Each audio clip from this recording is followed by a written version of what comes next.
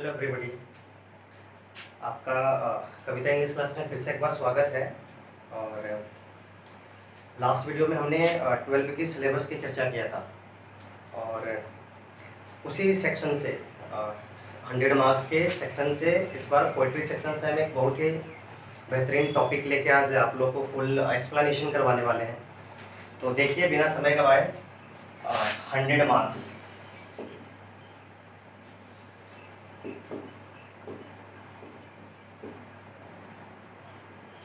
Poetry section आपके कविता का नाम है, आई मीन पोएट्री का नाम है, पोयम जो है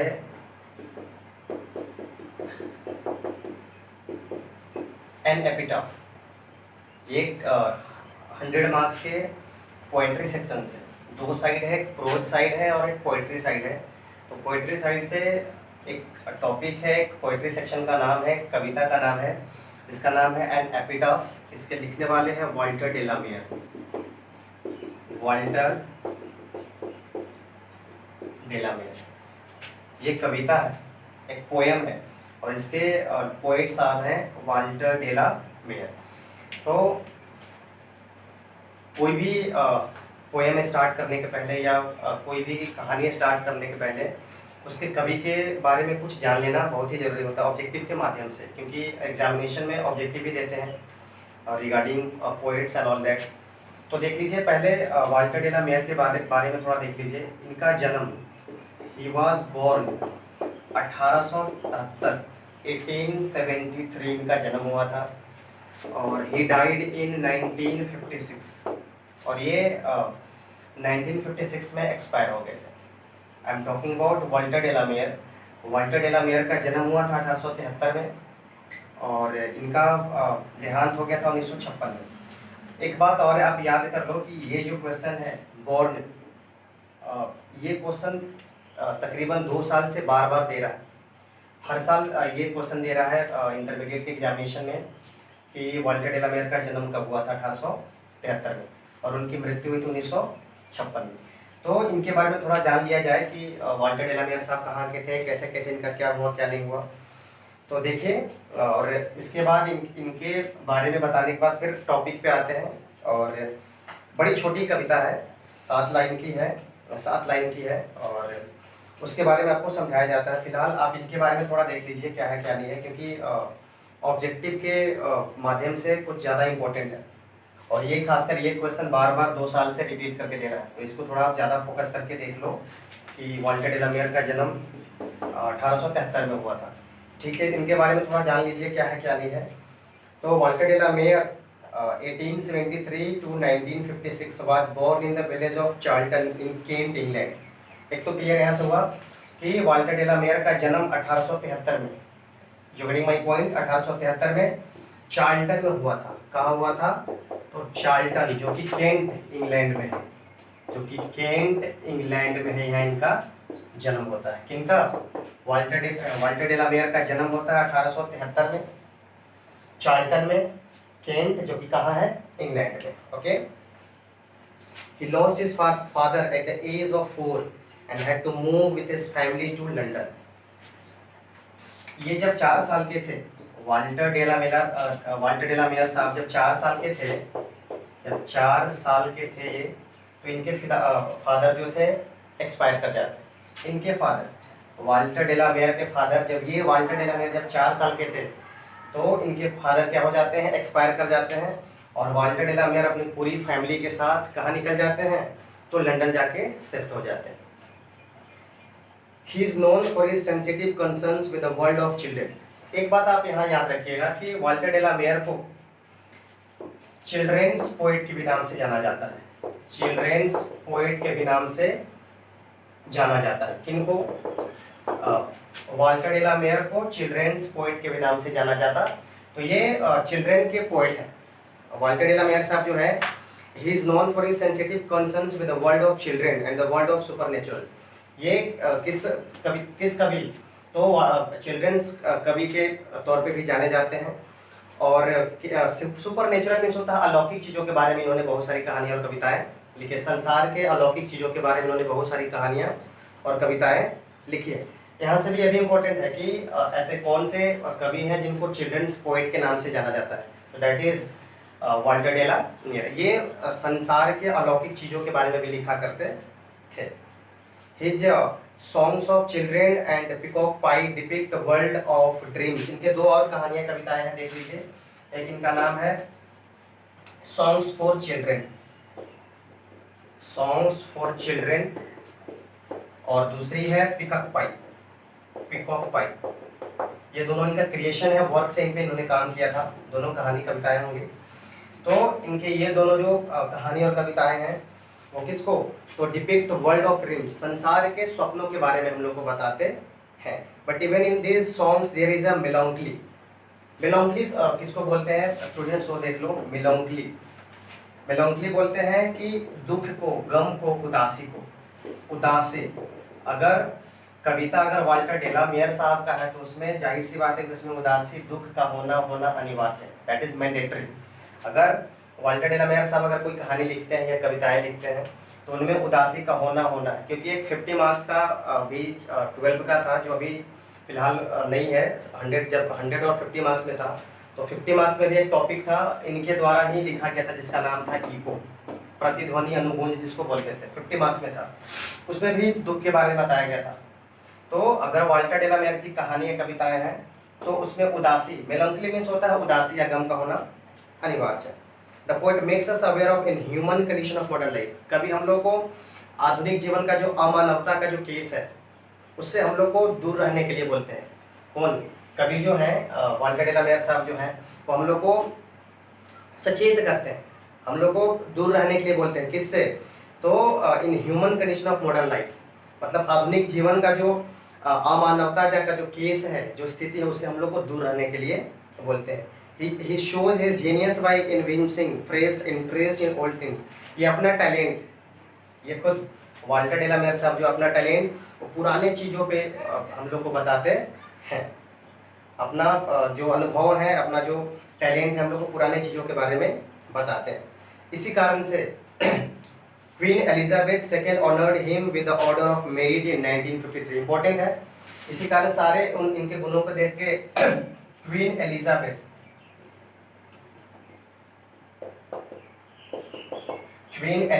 II ने इनको ऑर्डर ऑफ मेरिट से सम्मानित किया था। इनको ऑनर्ड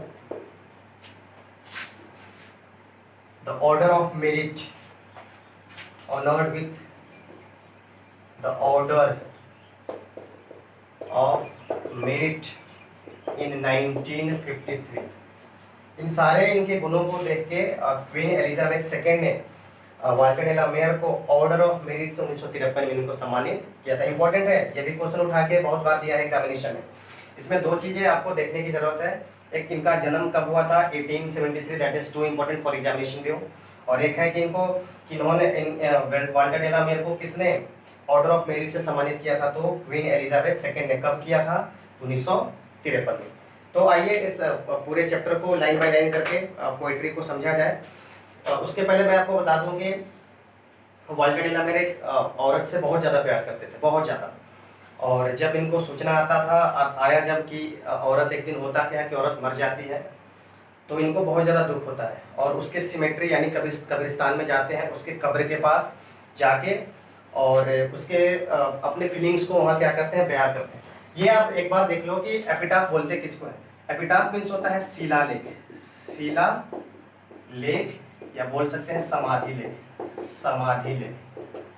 जनरली होता क्या है कि हिंदू में नहीं ऐसा प्रथा है, बट मुस्लिम्स में और क्रिश्चियंस में अगर लोग मर जाते हैं तो उनको जलाया नहीं जाता है बल्कि उनको दफनाया जाता है, और जिस जमीन पे उनको दफनाया जाता है उसके ऊपर एक प्लास्टर करके पत्थर का एक बना दिया जाता है और उस पर लिखा जाता है उसके बारे में, जो डेड बॉडी है उसके बारे में लिखा जाता है, उसी को बोलते हैं समाधि लेख या शिला लेख। तो कभी जाते हैं कब्रिस्तान में जाके और जहाँ उस औरत का डेड बॉडी दफनाया गया था उसी कब्र पे जाके उसके बगल में जाके और अपनी फीलिंग्स को जाके बयान करते हैं। और इस कविता के माध्यम से आप समझिए, अगर आपके पास बुक है तो that is good for you, आप लाइन बाय लाइन समझ सकते हैं। तो देखिए मैं यहाँ से आपको समझाता हूँ। बोलता क्या है कि here lies a most beautiful lady. यहाँ हेयर मीन्स यहाँ मतलब ये हेयर देने से इसका अर्थ हुआ कि कभी वहाँ मौजूद है, कब्र के पास कभी वहाँ है, तभी तो यहाँ बोला जा रहा है कि here lies a most beautiful. इसको जरा समझिए, ये मोस्ट जो है वो सुपरलेटिव डिग्री है, और सुपरलेटिव डिग्री के पहले द का प्रयोग किया जाता ना कि ए का। लेकिन अगर यहाँ ए लग गया तो इसका अर्थ है कि सुंदर लड़की थी, बहुत ज़्यादा सुंदर थी, मतलब उसका कल्पना भी नहीं किया जा सकता था कितनी सुंदर थी, और उस सुंदरता के मामले में सबसे पहले स्थान पे थी, फर्स्ट प्लेस पे थी। इस कारण से हम उसके पहले क्या लगा है, ए। वही बोलता है कि here lies a most beautiful lady, यहाँ एक बहुत ही सुंदर लेडी पड़ी हुई है, यहाँ एक बहुत ही सुंदर स्त्री या लेटी हुई है या पड़ी हुई या मरी हुई, मर के और कहा तो दफना के उसको रखा गया है, पड़ी हुई है। Light of step and heart washing, light का अर्थ होता है प्रकाश, लेकिन एक लाइट का और अर्थ होता है हल्का होता है, लाइट ऑफ स्टेप, इसका अर्थ जरा समझ लीजिए। लाइट मीन्स प्रकाश होता है, लेकिन यहाँ प्रकाश का अर्थ नहीं रहेगा। Light of step, step means होता है कदम, जैसे आप कदम रखते हैं कहीं। लाइट ऑफ स्टेप मीन्स कदम की हल्की थी, इसको बोल सकते हैं कि कहीं भी चली जाती थी, कहीं से भी आ जाती थी, बिना कोई मुद्दा का, बिना कोई कमिटमेंट के कहीं भी चली जाती थी, कहीं से भी आ जाती थी। वही बोल रहा है कि यहाँ एक बहुत ही सुंदर औरत लेटी हुई है, light of step and heart washing, उसका दिल बहुत कोमल है, बहुत शांत स्वभाव की है, और पहले थी, अभी तो खैर मर चुकी है, और उसके वो चंचल थी, मनचली थी, जहाँ जाना होता था बिना मतलब के, बिना किसी के कमिटमेंट के वो चली जाती थी, वहाँ से आ जाती थी, उसका दिल भी बहुत साफ सुथरा था। लेकिन अभी देखो लड़की ऐसी थी, और अभी क्या है, तो लड़की पड़ी हुई है अंदर, अभी बेचारी मर गई है, और ज़मीन के 2 गज के नीचे अभी पड़ी हुई है। लेकिन पहले क्या थी, लाइट ऑफ स्टेप थी, चंचल थी, मनचली थी, कहीं भी उसको जाना होता था चली जाती थी बिना कमिटमेंट के, और उसका दिल भी बहुत ही कोमल था, दिल भी बहुत ही उसका साफ सुथरा था। I think she was the most beautiful lady, कभी बोल रहे हैं कि I think she was the most beautiful lady that ever was in the west country. कभी बोल रहे हैं कि मुझे लगता है कि वो पश्चिमी देश में उसके जैसा कोई औरत पैदा ही नहीं हुआ था जितनी सुंदर वो थी।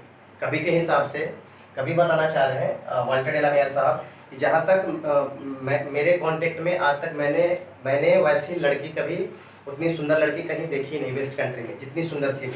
बोल रहे हैं कि I think she was the most beautiful lady that ever was in the west country. मेरी नज़रों में जहाँ तक मेरा कांटेक्ट है, मैंने जहाँ तक देखा है, आज तक वैसी लड़की मैंने कभी देखा ही नहीं। लड़की बोलिए या स्त्री बोलिए या औरत बोलिए, आज तक मैंने वैसा लड़की या वैसे स्त्री कभी देखा ही नहीं। वेस्ट कंट्री में आज तक उसके जैसा कोई पैदा ही नहीं हुआ सुंदर, कभी बोल रहे हैं। But beauty vanishes beauty Passage, लेकिन उससे क्या फ़ायदा। सुंदरता जो ऐसी चीज़ होती है वो गुजर जाती है, वो बीतते जाती है, समय और उम्र के साथ सुंदरता ढलते जाती है कभी के हिसाब से। But beauty vanishes beauty passes however rare it be, चाहे कितनी भी दुर्लभ आपके पास सुंदरता क्यों ना हो, वो एक ना एक दिन सुंदरता को डूबना ही है, सुंदरता को बर्बाद ही होना है, सुंदरता को ढल जाना है, सुंदरता को गायब हो जाना है।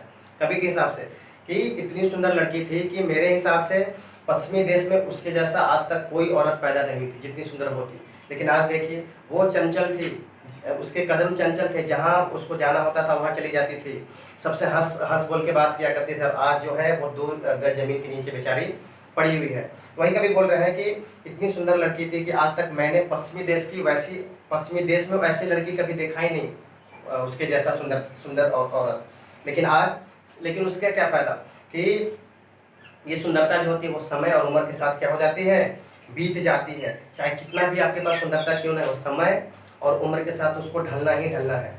लेकिन वही कभी बताना चाहें, एंड व्हेन आई क्रम्बल, अगर मैं मर जाता, अभी मैं हूँ तभी तुम्हें याद कर रहा हूँ, तुम्हारे कब्र के पास आके और तुम्हें याद कर रहा हूँ। कभी उनसे प्यार करते थे, इतना ज़्यादा प्यार करते थे कि जब उनको मालूम चला कि उसका देहांत हो गया तो वो उस बात को विश्वास नहीं कर रहे थे और बहुत रोए, और तब जाके उसके कब्रिस्तान में जाके अपनी फीलिंग्स को वहाँ बयां कर रहे हैं। एंड व्हेन आई क्रम्बल, अगर मैं मर जाता हूँ, अभी हूँ तभी तुम्हें याद कर रहा हूँ, लेकिन अगर मैं भी मर जाऊँ तो who will remember this lady of the west country, तो इस पश्चिमी देश की लेडी को कौन याद करेगा। अभी मैं हूँ, जब तक मैं जिंदा हूँ तभी तक तुम्हें याद कर रहा हूँ, अगर मैं भी मर जाऊँ तो तुम्हें याद कौन करेगा। इसलिए कभी बोलना चाह रहे हैं कि सुंदरता बड़ी चीज़ नहीं होती। अगर उस लड़की के पास अच्छे कर्म होते, अगर उसने अच्छा काम किया होता तो कभी क्या पूरी दुनिया उसको याद करती। लेकिन सुंदरता के मामले में अगर सिर्फ सुंदरता की बात की जाए तो वही कभी बता रहे हैं कि अगर तुमने अच्छा काम किया होता, अगर तुमने किसी का भलाई किया होता है, किसी के अच्छे कर्मों को किया होता, किसी के लिए अच्छा काम किया होता, तो तुम्हें मैं नहीं बल्कि पूरी दुनिया तुम्हें याद करती तुम्हारे अच्छे कर्मों से। लेकिन सुंदरता जो होता है वो बड़ा चीज़ नहीं होता है। इस कारण से चाहे कितना भी तुम्हारे पास सुंदरता क्यों ना हो, कितनी भी बड़ी सुंदरता तुम्हारे पास क्यों ना हो, वो समय और उम्र के साथ उसको ढलना ही ढलना है। आज मैं जिंदा हूँ तब तुम्हें याद कर रहा हूँ, अगर मैं भी कल के डेट में मर जाऊँ तो तुम्हें याद करने वाला यहाँ कोई नहीं होगा। यही छोटी सी कविता है दोस्तों। आई होप आपको अच्छा लगा हो। इसको बार बार आप देखिएगा शायद, क्योंकि अगर क्लास होता तो इसको, मेरा नियम ही है कि अगर क्लास में होता तो इसको 10 बार 15 बार से कम नहीं पढ़ाता, बार बार इसको पढ़ाता। यही बात है कि लड़कों को क्लास में ही याद हो जाता है, लेकिन वीडियो बड़ा ना हो इस कारण से छोटा बनाना पड़ रहा है। इसको बार बार आप रिपीट करके देखिएगा ताकि आपके लिए एग्जामिनेशन के लिए बड़ा, एग्जामिनेशन के पॉइंट ऑफ व्यूज़ के लिए बहुत ही इंपॉर्टेंट साबित हो। एक बार फिर से मैं रिपीट कर देता हूँ सारांश के टाइप के, समरी के टाइप के। Here lies a most beautiful lady, light of step and heart वासी। यहाँ एक बहुत ही सुंदर स्त्री पड़ी हुई है मरने के बाद। यहाँ कब्रिस्तान में जाके उसके कब्र के पास जाके बोलते हैं, यहाँ एक बहुत ही सुंदर स्त्री पड़ी हुई है, light of step and heart वासी, जिसके कदम एकदम हल्के थे, चंचल थी, मन चली थी, बिना कोई कमिटमेंट के कहीं भी चली जाती थी, कहीं से आ जाती थी। लेकिन आज देखिए मरने के बाद बेचारी शांत हो गई है और 2 गज जमीन के नीचे पड़ी हुई है। उसका दिल भी साफ सुथरा था, दिल भी बहुत उसका कोमल था। I think she was the most beautiful lady that ever was in the west country. मुझे लगता है कि वो पश्चिमी देश में, पश्चिमी देश की सबसे सुंदर औरत थी। उसके जैसा पश्चिमी देश में आज तक कोई औरत पैदा नहीं हुआ होगा जितनी सुंदर वो थी। बट सुंदरता से क्या मतलब, बट ब्यूटी वैनिसेज, लेकिन सुंदरता जो होता है वो गायब हो जाता है। ब्यूटी पासेज, सुंदरता होता है वो गुजर जाता है। However rare rare it be, चाहे कितनी भी दुर्लभ सुंदरता आपके पास क्यों ना हो, वो एक ना एक दिन उसको ढलना ही है। And when I crumble who will remember this lady of the west country. कभी बोलना चाह रहे हैं कि अगर इस लेडी ने अगर अच्छा काम किया होता तो इसको सबको याद करते, मुझे याद करने की परवाह नहीं होती, सबको याद करते। मैं अगर नहीं भी करता तो भी लोग इसको याद करते अगर इसने अच्छा काम किया होता तो वही कभी बता रहे हैं कि तुमने अगर अच्छा काम किया हो तो तुम्हें लोग याद करते। लेकिन अगर जिंदा अगर मैं हूँ तो अब तुम्हें याद कर रहा हूँ, अगर मैं भी कल के डेट में मर जाऊँ तो मुझे नहीं लगता कि तुम्हें याद करने वाला इस पृथ्वी पे कोई होगा। क्योंकि सुंदरता जो होती है वो समय और उम्र के साथ ढल जाती है। आज आपके पास सुंदरता है क्योंकि जो लोग आज यहाँ पृथ्वी पे आए हैं, हमको भी मरना है, आपको भी मरना है, सभी को मरना है। जो आज आपके पास सुंदरता है वो कल ढलना 100% है, उसको कोई नहीं रोक सकता। वो क्षणभंगुर चीज़ होता है, आज आपके पास है कल ढलना ही ढलना है। तो वही कभी बोल रहे हैं कि अगर सुंदरता तो खैर ठीक है, अगर सुंदरता के साथ साथ तुमने अच्छा काम किया होता, अच्छे कर्म किए होते, नेक काम किया होता अगर, तो मैं नहीं बल्कि पूरी दुनिया आपको याद करती। सुंदरता बड़ी चीज़ नहीं है। तो आई होप आपको ये चैप्टर अच्छी लगी हो, और अगर आप हमारे चैनल पर नए हैं तो चैनल को सब्सक्राइब करें और बेल आइकन जरूर दबाएं ताकि अगर इन फ्यूचर कोई नई वीडियो अगर डाली जाए, अपलोड की जाए तो आपके पास उसका नोटिफिकेशन पहुंच जाए। और ये तो इसका फुल एक्सप्लेनेशन था। एग्जाम में 4 नंबर का देगा आपको, 4 मार्क्स का देता है, 4 मार्क्स का आपका देगा, समरी लिखना होता है। तो नेक्स्ट क्लास में आपको समरी लिखवाया जाएगा एपिटाफ का, और ऑब्जेक्टिव सेक्शन के भी आपको ऑब्जेक्टिव करवाए जाएंगे। तो एपिटाफ चैप्टर है समाधि लेख और शिलालेख, और इसके लिखने वाले हैं वाल्टर डेला मेयर। सबसे इंपॉर्टेंट जो टॉपिक चैप्टर है, सबसे इंपॉर्टेंट जो आपका क्वेश्चन है जो बार बार 2 साल से रिपीट कर रहा है, दैट इज उनका जन्म कब हुआ था 1873, और किन्होंने वाल्टर डेला मेयर को merit of order of merit से सम्मानित किया था। तो एलिजाबेथ सेकेंड ने वाल्टर डेला मेयर को 1953 में ऑर्डर ऑफ मेरिट से सम्मानित किया था। तो आई होप आपको वीडियो अच्छी लगी हो, और ऐसे ही नए नए वीडियो और फ्रेश वीडियो और नए नए टॉपिक पे वीडियो पाने के लिए इस चैनल को सब्सक्राइब करें। Thank you so much for watching, bye bye and take care.